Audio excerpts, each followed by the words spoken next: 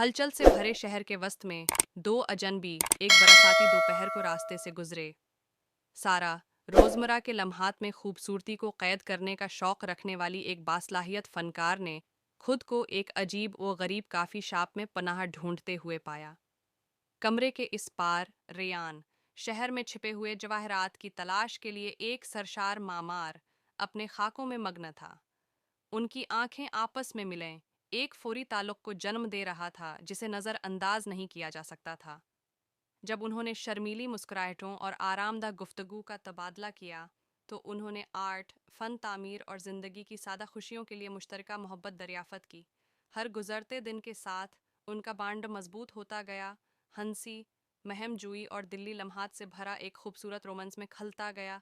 चैलेंजों और कामयाबियों के ज़रिए सारा और रियान ने एक दूसरे का साथ दिया, अपने गहरे ताल्लुक़ से ताकत हासिल की।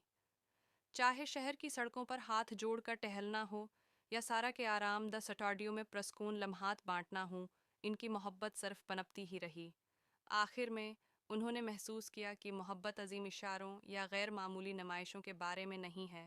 ये छोटे रोज़मर्रा के लम्हात में पाया जाता है जो वो एक साथ बांटते हैं, हमेशा एक दूसरे की कदर करने के वादे के साथ। सारा और रियान ने मोहब्बत, जज्बे और लामतनाही अमकानात से भरे ज़िंदगी भर के सफ़र का आगाज़ किया।